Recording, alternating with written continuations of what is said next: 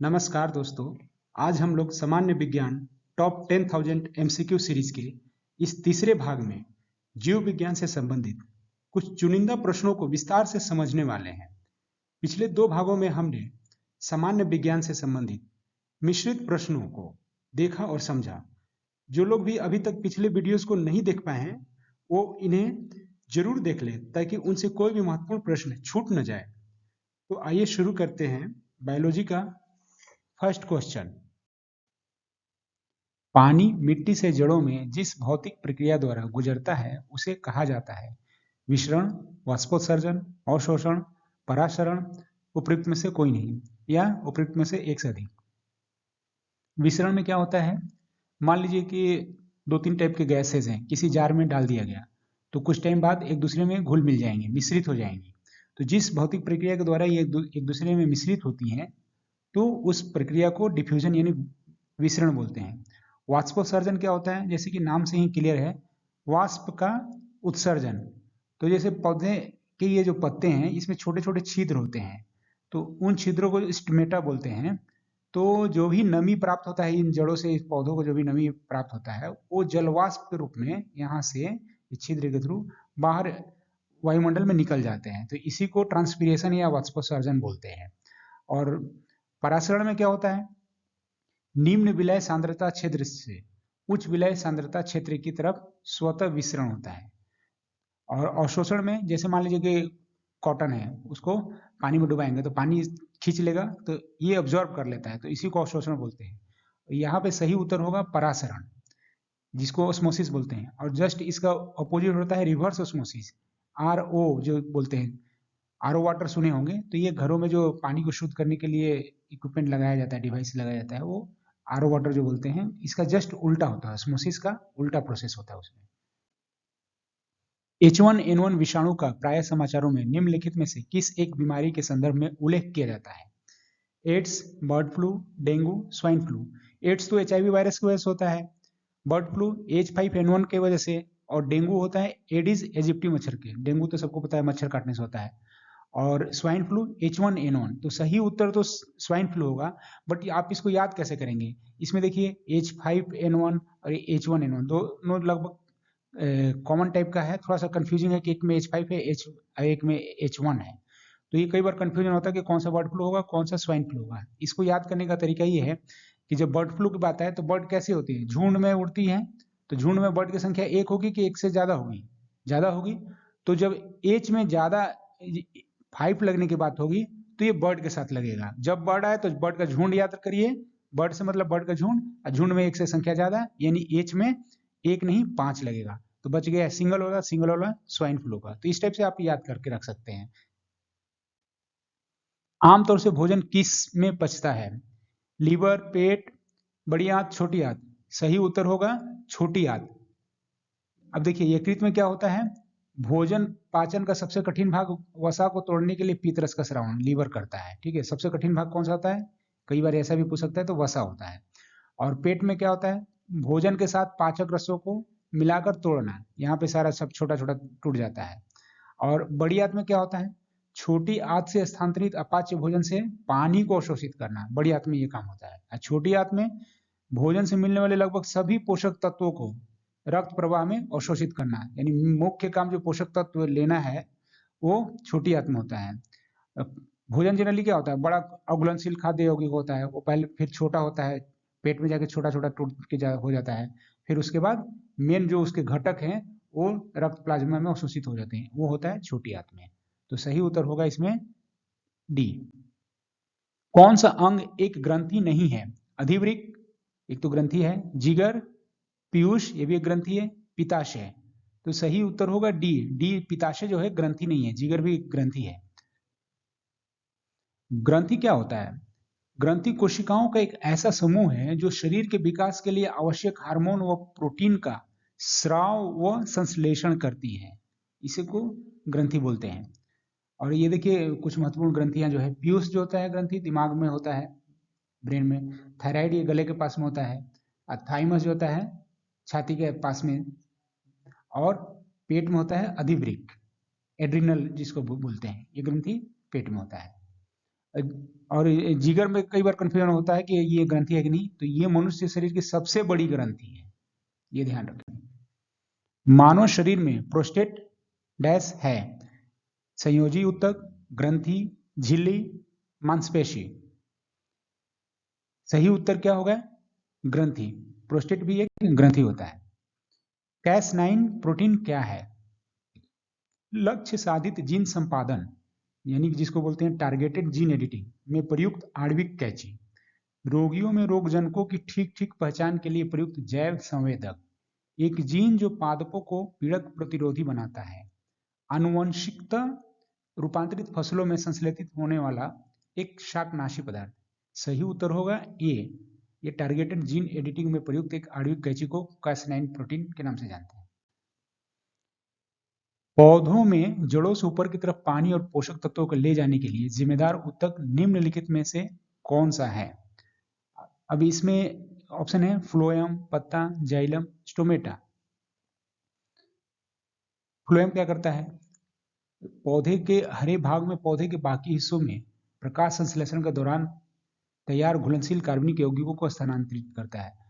पौधों का भोजन किस में बनता है? हरे भागों में, पत्तों में बनता है। और वो पेड़ के बाकी हिस्सों में कैसे पहुंचेगा? तो ये फ्लोएम ऊतक के द्वारा पहुंचेगा। और ये जो पोषक तत्व होते हैं जड़ों से जो एब्जॉर्ब किए जाते हैं, खनिज, पानी, ये किसके थ्रू बाकी हिस्सों में पहुंचते हैं पेड़ों में? तो ये होता है जाइलम। और स्टोमेटा का काम क्या होता है? अभी एक क्वेश्चन हमने देखा था, इसमें गैसों का विनिमय होता है, यानी मुख्य काम वातावरण से कार्बन डाइऑक्साइड ले लेगा और ऑक्सीजन वातावरण में छोड़ देगा। तो सही उत्तर इसमें होगा जाइलम। और ये इसको याद रखने का ट्रिक है कि जाइलम क्या करता है, किस चीज का ट्रांसफर करता है? तो जल और जल का करता है। कैसे याद रख सकते हैं?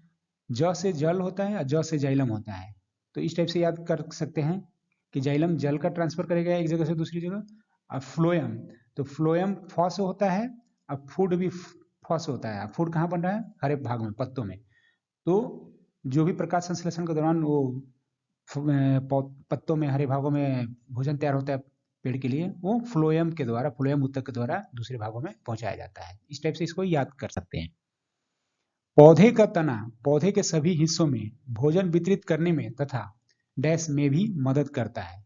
भोजन के भंडारण, पौधों का आकार देने, श्वसन, प्रकाश संश्लेषण। उपयुक्त में से कोई नहीं, उपयुक्त में से एक से अधिक।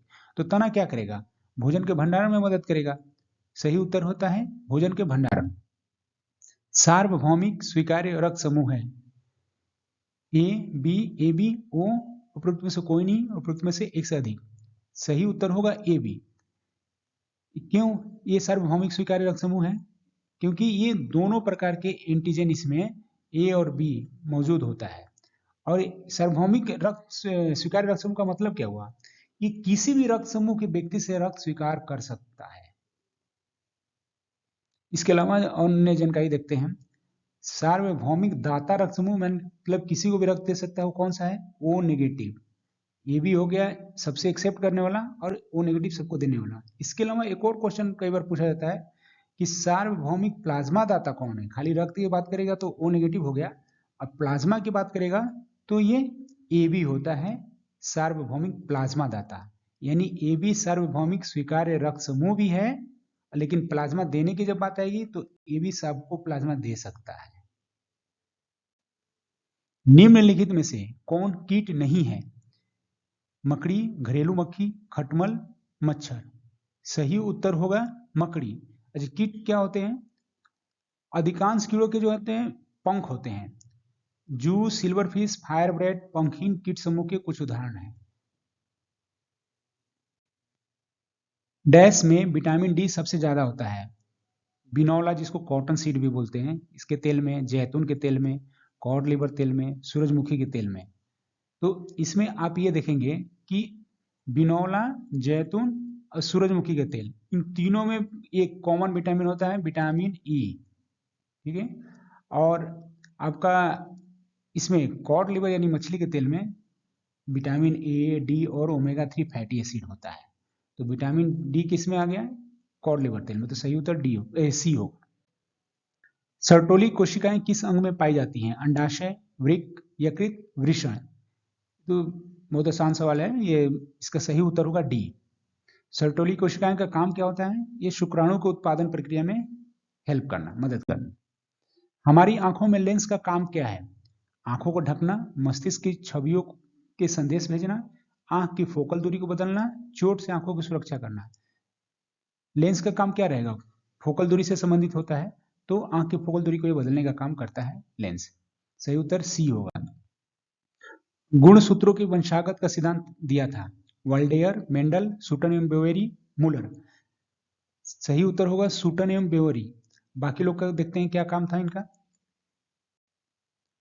तंत्रिका तंत्र के न्यूरॉन सिद्धांत का प्रतिपादन और गुणसूत्रों का नामकरण, जो क्रोमोसोम बोलते हैं, उसको वाल्डेयर ने दिया था। यहां से ऐसे भी क्वेश्चन पूछ सकता है, तो वाल्डेयर से संबंधित जब क्वेश्चन पूछेगा तो इनकी ये जानकारी याद रख लीजिए। मेंडल किस लिए फेमस है? इनका पूरा नाम ग्रेगर मेंडल था। इनको आनुवंशिकी के पिता के रूप में जाने जाते हैं। और सूटन बेवरी तो गुणसूत्रों के सिद्धांत वाले हो ही गए। मूलर किस लिए फेमस हैं? ये जर्मन भाषाविद थे और वेद तथा प्राच्य विद्या विशारद थे। हवा के परागण यानी पॉलिनेशन जिसको बोलते हैं को क्या कहा जाता है? Hydrophily, pollinophily, anemophily, herbophily. सही उत्तर होगा एनिमोफिली। परागण से संबंधित भी अक्सर प्रश्न पूछे जाते हैं, तो इसमें ये देखिए हाइड्रोफिली क्या होगा? हाइड्रो मतलब ये जो होता है वाटर से संबंधित है, ये रूट वर्ड बल्कि याद रख लीजिए कि हाइड्रो जहां भी आएगा इसका मतलब समझ लीजिए कि जल यानी पानी की बात हो रही है। तो ये पानी द्वारा परागण को हाइड्रोफिली बोलते हैं। पोलिनो पोलेन द्वारा परागण को। एनिमोफिली ये वायु द्वारा परागण को बोलते हैं। हर्बोफिली हर्ब्स द्वारा परागण को। इसके अलावा एक और होता है कीट परागण। कीट परागण ये देखिए कीट है इसमें, तो इसको एंटोमोफिली या कीट परागण बोलते हैं। निम्नलिखित में से कौन सा अलैंगिक प्रजनन का एक प्रकार नहीं है? नवोदित, द्विअंगी विखंडन, विखंडन, कलमबंदी। सही उत्तर होगा कलमबंदी। ये अलैंगिक प्रजनन का प्रकार नहीं है, बाकी जो है अलैंगिक प्रजनन है। अलैंगिक प्रजनन होता क्या है? इसमें केवल एक ही जनक की आवश्यकता पड़ती है। अलैंगिक में दो की जरूरत पड़ेगी। कीमोथेरेपी किस रोग के उपचार के लिए दी जाती है? हृदय रोग, गुर्दे की विफलता, कैंसर, हेपेटाइटिस सी। तो बहुत कॉमन है, सुने होंगे ये चीज। तो ये कीमोथेरेपी कैंसर से संबंधित है। इसमें कीमोथेरेपी के इलाज में इसमें कैंसर की कोशिकाओं को नष्ट करने के लिए दवा दिया जाता है। इसमें दवा को अक्सर नस में इंजेक्शन के रूप में दिया जाता है। फाइटोलॉजी का अध्ययन है मानव शरीर रचना, पौधे, मात्रा शास्त्र, मानव मनोविज्ञान। फाइटो एक रूट वर्ड है। देखिए रूट वर्ड याद रखने पे बहुत सारे प्रश्न आसानी से आप जवाब दे सकते हैं प्रश्नों के। तो ये फाइटो मतलब ये पेड़ पौधों से संबंधित होता है। लॉजी मतलब अध्ययन होता ही है, तो फाइटो पेड़ पौधे से संबंधित। इसमें कौन सा उत्तर है? पौधे। तो सही उत्तर होगा आपका पौधे। ये रूट वर्ड जब भी बता रहा हूं ना तो बिल्कुल इसको नोट करके रख लें, रूट वर्ड ये बहुत काम आता है। एक्सोबायोलॉजी किससे संबंधित है? बाह्य अंतरिक्ष में जीवन, पशुओं का जीवन, पौधों का जीवन, पृथ्वी का मानव जीवन। अब यहाँ पे भी रूट वर्ड यदि याद रहने से एक क्वेश्चन का उत्तर आप तुरंत बता सकते हैं। एक्सो मतलब बाहरी होता है, ये देखिए एक्सो मतलब एक्सटर्नल, तो बाहरी से संबंधित कौन सा हो गया? ये देखिए बाह्य अंतरिक्ष में जीवन, तो ये सही उत्तर हो गया। इसी को खगोल जीव विज्ञान भी बोलते हैं या अंतरिक्ष जीव विज्ञान भी कहा जाता है एक्सोबायोलॉजी को। रिक्त स्थान प्रक्रिया के द्वारा आहार नली में भोजन जाता है। अंतर्ग्रहण, पाचन, आत्माकरण, निष्कासन। सही उत्तर होगा अंतर्ग्रहण, जिसको इंजेशन बोलते हैं इंग्लिश में। पाचन के दौरान पोषक तत्वों को अवशोषित करने और उन्हें विकास और मरम्मत करने के लिए जो प्रक्रिया होती है उसको एसिमिलेशन बोलते हैं। पौधों के द्वारा ली जाने वाली नत्रजन का रूप है ऑक्साइड, नाइट्रेट, नाइट्रिक अम्ल, क्लोराइड। सही उत्तर होगा नाइट्रेट। नत्रजन मतलब नाइट्रोजन की बात हो रही है। निम्न में से किसमें कोशिकीय केंद्रक नहीं होता है? कवक, बैक्टीरिया, आरबीसी, डब्ल्यूबीसी। उपयुक्त में से कोई नहीं, उपयुक्त में से एक से अधिक। इसमें पूछ रहा है कोशिकीय केंद्रक नहीं होता है, इसमें ये ध्यान देना होगा। तो बैक्टीरिया में वास्तविक केंद्रक इसमें नहीं होता है बैक्टीरिया में, और इसको ये प्रोकैरियोटिक भी बोलते हैं बैक्टीरिया को। तो एक तो ये हो गया, आरबीसी में भी नहीं होता है, लाल रक्त कोशिकाओं में भी केंद्रक नहीं होता है। तो ये दोनों उत्तर होंगे। तो इसमें सही उत्तर क्या होगा? ई, क्योंकि एक से अधिक उत्तर सही है इसमें। इन दोनों में जो है कोशिकीय केंद्रक नहीं होता है, आरबीसी और बैक्टीरिया में। मानव शरीर में मौजूद निम्नलिखित कोशिकाओं में से किसमें माइटोकॉन्ड्रिया नहीं पाया जाता है? हमेशा नहीं वाले क्वेश्चन पे हमेशा ध्यान रखा जाता है, कई बार कंफ्यूजन होता है कि पाया जाता है के हिसाब से हम लोग प्रश्न में ऑप्शन ढूंढते हैं। तो ये ध्यान रखिए कि नहीं पाया जाता बोल रहा है। लाल रक्त कोशिका, यकृत कोशिका, मांसपेशी कोशिका, श्वेत रक्त कोशिका। सही उत्तर होगा श्वेत रक्त कोशिका। निम्नलिखित में से कौन सा स्टेम सेल का एक प्रकार नहीं है? नाभिरज्जु, भ्रूण, भ्रूणमूलीय, मेद। सही उत्तर होगा डी, मेद। नाभिरज्जु क्या होता है? गर्भनाल रक्त में मूल्यवान स्टेम कोशिकाएं होती है जो जीवन घातक बीमारियों के इलाज में मदद करती है। आजकल ये ट्रेंड भी हो गया है कि ये अम्बिलिकल कॉर्ड भी बोलते हैं इसको, नाभिरज्जु। इसको मतलब स्टेम कोशिकाओं के आगे कभी घातक बीमारियों के इलाज के लिए जरूरत पड़ सकती है, तो उसके लिए इसको स्टोर करने का, रिजर्व करने का एक ट्रेंड भी चल गया। बहुत लोग इसको स्टोर भी करवा के रखते हैं जब बच्चे का जन्म होता है उस टाइम पे। स्टेम कोशिका क्या होता है? ये मूल कोशिका होती है, और ये ऐसी कोशिकाएं हैं जिनमें शरीर के किसी भी अंग को कोशिका के रूप में विकसित करने की क्षमता मिलती है। तो कई बार बहुत घातक बीमारियों के इलाज में यहाँ से स्टेम कोशिका को लेकर वहां पे उसमें प्रत्यारोपण करके डॉक्टर लोग इसको बीमारी के इलाज के लिए यूज करते हैं। पश्चिमी ब्लॉट रिक्त स्थान के लिए नैदानिक परीक्षण होता है। प्लेग, कुष्ठ, लिप्रेसी जिसको बोलते हैं, एचआईवी, टाइफाइड। सही उत्तर होगा एचआईवी। इसको पश्चिमी ब्लॉट बोलते क्यों हैं? क्योंकि इसकी जब शुरुआत हुई थी जिस प्रयोगशाला में, वो पश्चिमी तट पर था, इसीलिए इसको पश्चिमी ब्लॉट बोलते हैं। प्लेग का परीक्षण क्या है? F1RDT। अब ये याद रख लीजिए, ऐसा नहीं कि मतलब ये एचआईवी से संबंधित पश्चिमी ब्लॉट को खाली याद रख लीजिए, इधर से भी कोई क्वेश्चन आ सकता है। F1RDT जो होता है प्लेग से संबंधित होता है। कुष्ठ के लिए टेस्ट होता है लेप्रोमिन त्वचा परीक्षण। एलिसा और पश्चिमी ब्लॉट दोनों होते हैं एचआईवी के लिए। अभी पश्चिमी ब्लॉट पूछा है, आपको एग्जाम में हो सकता है कि एलिसा आ जाए, तो ये दोनों याद रखिए। टाइफाइड के लिए तो विडाल परीक्षण होता है। निम्नलिखित में से कौन सा ध्वनि प्रदूषण का एक प्रभाव नहीं है? उच्च रक्तचाप, टिनिटस, श्रवण ह्रास, त्वचा रोग। सही उत्तर त्वचा रोग है। बाकी देखिए, टिनिटस क्या होता है? कान का बजना, तो ये तो साउंड से हो सकता है। और तेज शोर अंतःस्रावी तंत्र के माध्यम से कोर्टिसोल और एड्रेनालाइन जैसे तनाव हार्मोन के रिहाई को प्रेरित कर सकता है। और इसका असर रक्तचाप यानी कि हाइपरटेंशन और हृदय और सुनने की क्षमता पर पड़ता है, जिसको हियरिंग लॉस भी बोल सकते हैं। तो सही उत्तर होगा त्वचा रोग। कौन सी बीमारी दिल से संबंधित नहीं है? Aneurysm, cardiomyopathy, diphtheria, myocardial rupture. अब इसमें भी देखिए रूट वर्ड यदि आपको याद रहेगा तो ऑप्शन आपको शॉर्टलिस्ट करने में बहुत मदद मिलेगा।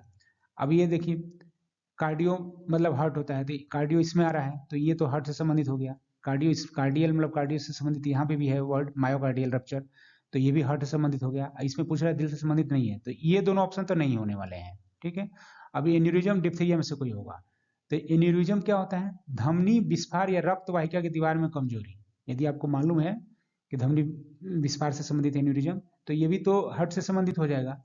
तो डिप्थीरिया बचा, तो सही उत्तर डिप्थीरिया हो जाएगा। लेकिन देखते हैं क्या होता है। नाक और गले का एक गंभीर जीवाणु संक्रमण होता है, तो ये तो नाक से संबंधित है, गले से संबंधित है, तो ये डिप्थीरिया जो है हार्ट से संबंधित नहीं होगा। तो सही उत्तर होगा सी। ये देखिए कुछ रूट वर्ड दे दिया हूँ। डेंटो रहे तो समझिए दांत से संबंधित है, एनसेफ्लो रहे तो मस्तिष्क से, गैस्ट्रो रहे तो पेट से, हेप्टो रहे तो यकृत से, नेफ्रो किडनी से, डर्मो त्वचा से, ऑस्टियो हड्डियों से, कार्डियो हृदय से, राइनो रहे तो नाक से, न्यूमो पल्मो रहे तो फेफड़े से, हेमो रहे तो रक्त से। ये बहुत इंपॉर्टेंट, इसको पूरा एकदम अच्छे से याद कर लीजिए। इससे संबंधित बहुत सारे प्रश्न अक्सर पूछे जाते हैं। आमतौर पर वर्णांधता, कलर ब्लाइंडनेस इसको बोलते हैं, ये क्या होता है?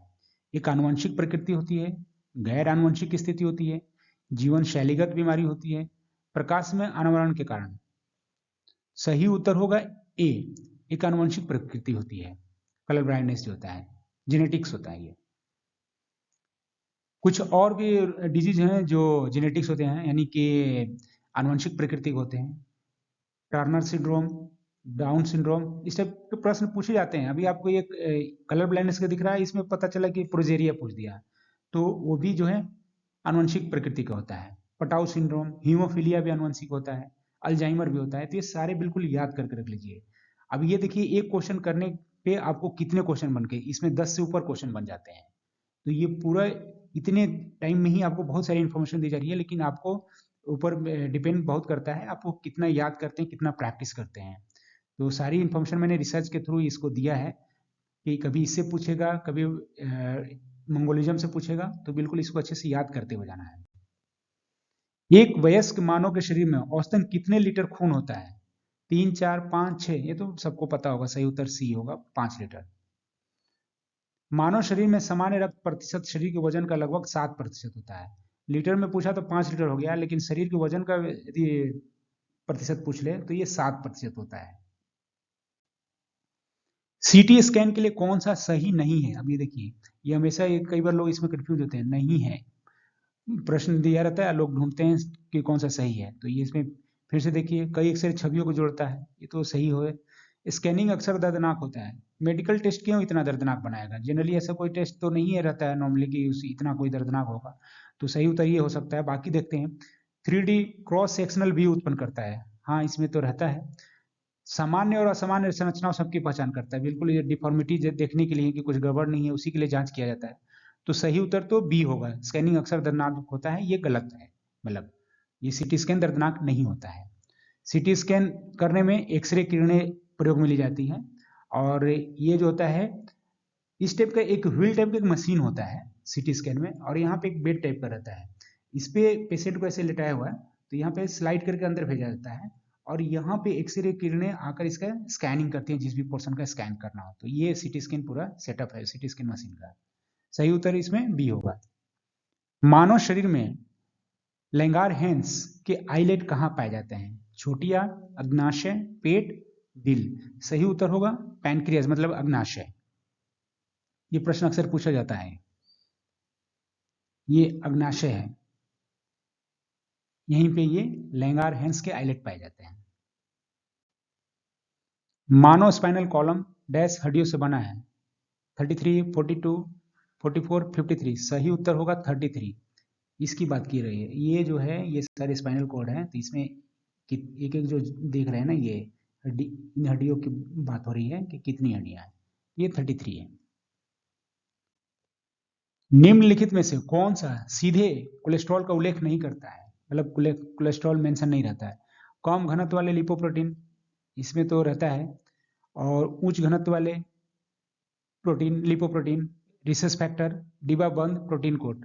तो इसमें सही उत्तर रिसेस फैक्टर होगा। ये कम घनत्व लिपोप्रोटीन, यानी कि इसको एलडीएल बोलते हैं, और इसको एचडीएल बोलते हैं। लिपिड प्रोफाइल जो टेस्ट करते हैं, ब्लड टेस्ट होता है, तो उसमें एक लिपिड प्रोफाइल बनता है, तो उसमें एक्चुअली कोलेस्ट्रॉल का ही जांच होता है, तो एलडीएल और एचडीएल होता है। तो इसमें तो एक कोलेस्ट्रॉल मेंशन रहता है, और डिब्बाबंद प्रोटीन पे भी इसमें कोलेस्ट्रॉल मेंशन रहता है। तो सही उत्तर होगा सी, रेसस फैक्टर। मनुष्यों के लिए एलर्जी जांच रक्त परीक्षण में क्या शामिल नहीं होता है? RAST, ELISA, IG, haemoglobin, A1C? सही उत्तर होगा हीमोग्लोबिन, A1C। बाकी क्या टेस्ट है? RAST test, radioallergosorbent test है। एलिसा, ये एंजाइम लिंक्ड इम्यूनोसॉर्बेंट एसे, ये एड्स के टेस्ट के लिए यूज होता है। आईजी, इम्यूनोग्लोबुलिन ई, ये भी जो है एलर्जी से संबंधित है। सिर्फ हीमोग्लोबिन का जो जांच है, ये एलर्जी से संबंधित नहीं है। कैंसर के ऊतकों की जांच के लिए की जाती है बायोप्सी, बायोस्कोपी, कोलेडोलॉजी, रेडियोग्राफी? तो ये तो मेरे ख्याल से मैक्सिमम को पता होगा, सही उत्तर होगा बायोप्सी।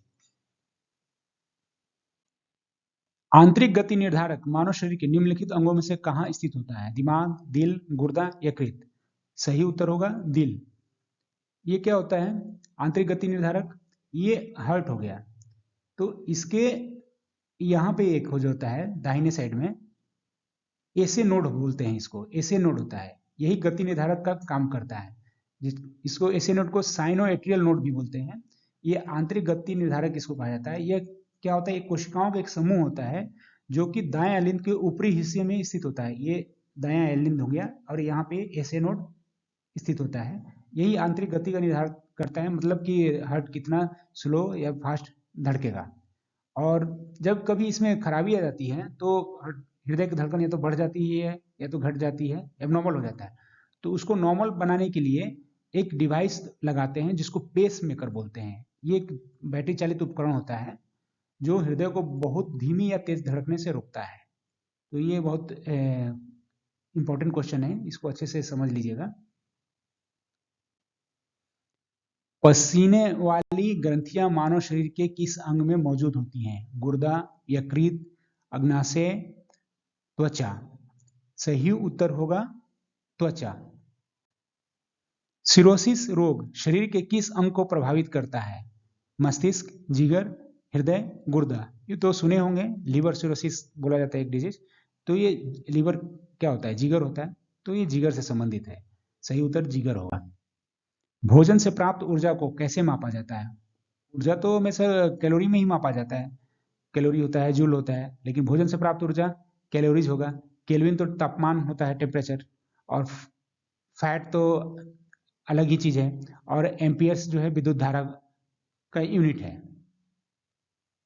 एक कैलोरी बराबर 4.2 जूल, ये भी याद रखिएगा, कई बार इससे संबंधित प्रश्न बनते हैं। और विद्युत ऊर्जा की इकाई क्या है? Kilowatt hour. और 1 किलोवाट आवर को एक इकाई बोलते हैं। जैसे बिजली की खपत मान लीजिए कि वो 1 यूनिट हो गया, तो वो कितना एनर्जी मतलब खर्च हुआ है? तो 1 किलोवाट, मतलब 1 किलोवाट का मान लीजिए मोटर चलाते हैं 1 घंटे, तो जितनी ऊर्जा खपत होगी वो 1 इकाई के बराबर होगी। तो इस ये सारे फैक्ट्स जो दिए गए हैं इसको भी बिल्कुल याद कर लीजिए। स्लीप एपनिया डैश से संबंधित है? अनिद्रा, बात करने, खर्राटे मारने, मुस्कुराने। स्लीप आ रहा है तो ये तो जरूर ही नींद से संबंधित होगा। अनिद्रा तो इनसोम्निया होता है, तो ये तो होगा नहीं। बात करने में स्लीप तो है नहीं। खराटे मारने में स्लीप है, सोएंगे तो ही तो खराटे मारेंगे। तो ये हो सकता है। मुस्कुराने में सोने से क्या संबंधित है? तो खराटे मारना ये सही उत्तर होगा। अनिद्रा को इंसोम्निया बोलते हैं। शरीर में कैल्शियम ऑक्सलेट की बहुत ज्यादा मात्रा डैश का कारण बनती है? ब्रोंकाइटिस, मधुमेह, पथरी, मेनिंजाइटिस। सही उत्तर तो इसका पथरी होगा, लेकिन देखते हैं कैसे। ब्रोंकाइटिस क्या है? ये फेफड़े या श्वसन संबंधी बीमारी है। ये मैं जितने फैक्ट्स बता रहा हूँ ये बिल्कुल आप बार बार बोल रहा हूँ, याद करते जाइएगा। ऐसे नहीं कि पथरी से रिलेट कर लीजिए आप कैल्शियम ऑक्सलेट को, बाकी छोड़ दीजिए। ब्रोंकाइटिस से संबंधित सवाल आएगा तो क्या करेंगे आप? तो ब्रोंकाइटिस फेफड़े या श्वसन संबंधी बीमारी होता है। मधुमेह या डायबिटीज जिसको बोलते हैं, ये क्यों होता है? जब पैंक्रियाज में इंसुलिन की कमी हो जाती है और खून में जो है, ब्लड में ग्लूकोज बढ़ जाता है, ब्लड शुगर बोलते हैं कि बढ़ गया, तो वो डायबिटीज का ही कंडीशन है, वो बढ़ जाता है। और मेनिंजाइटिस क्या होता है? ये बैक्टीरिया, वायरस, कवक, पैरासाइट किसी के कारण मस्तिष्क और रीढ़ के ढकने वाली जो झिल्ली है उसमें सूजन हो जाता है, उसी को मेनिंजाइटिस बोलते हैं। ऑक्सलेट युक्त खाद्य पदार्थ क्या आते हैं? जब किसी को पथरी होता है तो डॉक्टर लोग मना करता है ये सब पालक वगैरह खाने के लिए। तो पालक में क्योंकि कैल्शियम ऑक्सलेट ज्यादा होता है, ऑक्जेलिक एसिड होता है एक्चुअली। और ब्रोकली भी, मेवे, ब्लैक टी, टमाटर, सोयाबीन, इन सब में जो है ऑक्जेलिक एसिड होने की वजह से इसको मना किया जाता है, क्योंकि इसकी वजह से ये माना जाता है कि पथरी की चांसेस बढ़ जाते हैं। निम्नलिखित में से कौन सा पथरी किडनी स्टोन के गठन का कारण नहीं है? अधिक पानी पीना? नहीं, डॉक्टर तो बोलता है कि और पानी ज्यादा ज्यादा पीजिए पथरी के केस में, तो ये नहीं हो सकता। डायबिटिक मेलिटस, ये देखते हैं। ऑक्सलेट से भरपूर नट्स लेना, और पथरी बनने वाले खाद्य पदार्थों का अत्यधिक सेवन करना। तो इसमें ये फिर से ध्यान दीजिए, गठन का कारण नहीं है बोल रहा है, तो ये सब तो कारण कारण है। ऑक्सलेट खाएंगे तो बढ़ सकता है, पथरी बनने वाले खाद्य पदार्थ खाएंगे तो पथरी बन सकता है, डायबिटिक मिलिटस भी हो सकता है। लेकिन पानी पीने से तो पथरी होगा ऐसा कोई कारण ऐसा मतलब नहीं देखा गया है, बल्कि ये उल्टा है। तो सही उत्तर होगा ए। मतलब ये कारक नहीं है पथरी का अधिक पानी पीना। व्यक्ति के पाचन तंत्र की जांच हेतु प्रयोग किया जाने वाला उपकरण क्या कहलाता है? Oscilloscope, microscope, endoscope, radiography. पाचन तंत्र में, तो पाचन तंत्र कहाँ होता है? पेट के अंदर में। तो इसमें अंदर जाने वाला कौन सा डिवाइस है? एंडो मतलब अंदर की बात हो गई, मतलब अंदर भेज के इसको देखते हैं, तो ये सही उत्तर होगा एंडोस्कोप।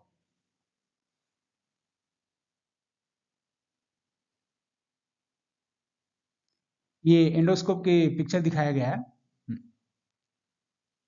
और ऑसिलोस्कोप क्या होता है? एक प्रकार का विद्युतीय उपकरण जिसका उपयोग विभिन्न प्रकार के तरंग के वेव फॉर्म को विश्लेषण के लिए किया जाता है।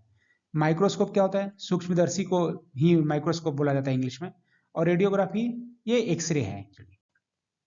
मानव श्वसन में क्या छोड़ा जाता है? गैसों का मिश्रण, carbon monoxide, oxygen, carbon dioxide. ये तो सबको पता कि श्वास में ऑक्सीजन लेते हैं और छोड़ते हैं कार्बन डाइऑक्साइड, तो सही उत्तर डी होगा, कार्बन डाइऑक्साइड। न्यूरोलॉजिकल जन्मगत विकारों के कारण रूप में ज्ञात जीका वायरस किसके द्वारा फैलता है? चूहे के काटने से, मच्छर के काटने से, सांप के काटने से, बंदर के काटने से। सही उत्तर होगा ये मच्छर के काटने से। निम्नलिखित में से चिकित्सा विज्ञान की कौन सी प्रशाखा यकृत के उपचार और अध्ययन से संबंधित है? हेल्कोलॉजी, हेप्टोलॉजी, हेटेरोलॉजी, जीरियाट्रिक्स। अब इसमें भी रूट वर्ड काम आएगा। अब इसमें ये देखिए, यकृत से संबंधित है, इसमें रूट वर्ड देखिए बहुत सारे बताए गए हैं जो पहले भी मैं बताया था। तो यकृत से संबंधित रूट वर्ड कौन सा है? हेप्टो। तो हेप्टोलॉजी जो होगा, लॉजी मतलब तो अध्ययन होता है, तो हेप्टोलॉजी जो होगा ये जिगर से संबंधित, लीवर के अध्ययन से संबंधित हो जाएगा। तो सही उत्तर जो हो जाएगा बी। हेल्कोलॉजी क्या है? ये अल्सर का अध्ययन, अल्सर मतलब घाव, फोड़ा घाव होता है, हेल्कोलॉजी उससे संबंधित है। हेटेरोलॉजी, हेटेरो मतलब डिफरेंट, विषम, तो ये विषम लैंगिकता होता है। और जेरिएटिक्स जो है वृद्धावस्था और उसके रोगों से संबंधित चिकित्सा शास्त्र की शाखा है। मानव मस्तिष्क कौन सा हिस्सा बुद्धि, स्मृति और भावनाओं का केंद्र होता है? Hypothalamus, cerebrum, corpus callosum, midbrain. सही उत्तर होगा सेरिब्रम। किधर होता है सेरिब्रम? ये जो होता है प्रमस्तिष्क जिसको बोलते हैं, ये वाला पोर्शन होता है, यहाँ पे ही बुद्धि, स्मृति और भावनाओं का केंद्र होता है। जीवों के वर्गीकरण से संबंधित जीव विज्ञान की शाखा को क्या कहते हैं? वर्गीकरण विज्ञान, टैक्सोनॉमी, ये तो वर्गीकरण से संबंधित डायरेक्ट हो ही गया, लिख ही दिया इसमें वर्गीकरण। एंथोलॉजी, शरीर रचना विज्ञान, सौरविज्ञान। तो सही उत्तर होगा वर्गीकरण विज्ञान यानी टैक्सोनॉमी जिसको बोलते हैं। कई बार ये वर्गीकरण विज्ञान लिख के खाली लिख देगा टैक्सोनॉमी, तो ये तो भी यही उत्तर होगा, इसलिए टैक्सोनॉमी भी बिल्कुल याद रखिए। बाकी एंथोलॉजी किससे संबंधित है? कविताओं या लेखन के अन्य अंशों का प्रकाशित संग्रह। और सरोविज्ञान, सरो मतलब क्या होता है? सरोवर, तालाब, तो ये मतलब पानी वाला जो जगह है, नदी, झील, तालाब, जलप्रपात, भूमिगत जल समूहों का अध्ययन है जो समुद्र से अलग है, तो उसको लिम्नोलॉजी इंग्लिश में बोलते हैं, सरोविज्ञान। लासा को पानी के साथ मिश्रित करने पर उसे किस रूप में इस्तेमाल किया जा सकता है? टूथपेस्ट, कीट निरोधक, गोंद, च्युइंगम। सही उत्तर होगा गोंद। निम्नलिखित में से कौन सा जानवरों का एक तीव्र वायरल रोग है जो मनुष्यों में एक संक्रमित जानवर के काटने से फैलता है? हीमोफीलिया, कैंसर, रेबीज, गलसुआ। हीमोफीलिया तो जानवर काटने से नहीं होता है, कैंसर भी जानवर काटने से नहीं होता है, रेबीज कुत्ते के काटने से जरूर होता है, और गलसुआ तो वायरस की वजह से होता है। तो सही उत्तर तो रेबीज होगा। इसमें बाकी देख लेते हैं। हीमोफीलिया क्या है? इसको रॉयल डिजीज या शाही बीमारी भी बोलते हैं। अब यह भी क्वेश्चन पूछ सकता है कि रॉयल डिजीज कौन सा है? यदि हीमोफीलिया ऑप्शन में है तो सही उत्तर हीमोफीलिया होगा। इसमें बीमारी में होता क्या है? इसमें थक्का बनने में दिक्कत होता है, और यह एक जेनेटिक बीमारी है, आनुवंशिक बीमारी जिसको बोलते हैं। और वर्ल्ड हीमोफीलिया डे 17 अप्रैल को मनाया जाता है। गलसुआ को कंठमाला भी बोलते हैं या मॉम्स भी बोलते हैं, और इसके लिए वैक्सीनेशन भी होता है, बच्चों को वैक्सीन लगता है, एमएमआर का वैक्सीन लगता है। देखिए यहाँ पे, इससे बचाव के लिए बच्चों को एमएमआर के टीके लगाए जाते हैं। और यह एक प्रकार का वायरस होता है, रूबेला वायरस परिवार का एक सदस्य होता है, पैरामाइक्सो वायरस। अब ये पूछेगा कि गलसुआ किस वायरस की वजह से होता है? यदि पैरामाइक्सो वायरस उसमें दिया है और अन्य भी वायरस का नाम दिया है तो पैरामाइक्सो वायरस सही उत्तर होगा। तो इन सारे फैक्ट्स को बिल्कुल याद करके रखिएगा। अब मैं आपके नॉलेज के परीक्षण के लिए कुछ इंपॉर्टेंट क्वेश्चंस पूछता हूं। देखते हैं कितने लोगों को इन प्रश्नों को उत्तर पहले से ही मालूम है। जिन लोगों को भी इन प्रश्नों को उत्तर पहले से मालूम है वो कमेंट में सही उत्तर लिख सकते हैं। पहला प्रश्न है, उस विटामिन का नाम बताएं जो मस्तिष्क के स्वास्थ्य के लिए जिम्मेदार है। दूसरा है, स्मृति कोशिकाएं कहाँ बनती हैं। 4 ऑप्शन दिए गए हैं। और मानव शरीर में कौन सी ग्रंथि ऐसी है जिसका संबंध शरीर की उत्तेजना से है। अब जिन लोगों को भी इनके सही उत्तर मालूम है वो बिना गूगल किए, बिना चेक किए आप कमेंट में लिखना शुरू कर दें। देखते हैं कितने लोग सही उत्तर सारे प्रश्नों के लिख पाते हैं। Thanks for watching this video. दोस्तों, यदि आपको कंटेंट पसंद आ रहा हो और आप अपना लर्निंग को लगातार बढ़ाते रहना चाहते हैं, नई नई चीज़ें सीखना चाहते हैं, नई नई प्रश्न को समझना चाहते हैं और तैयारी को सही ट्रैक पर रखना चाहते हैं, तो आप इस चैनल को सब्सक्राइब करके रख सकते हैं और हमें फेसबुक पे और इंस्टाग्राम पे भी फॉलो कर सकते हैं। Thank you.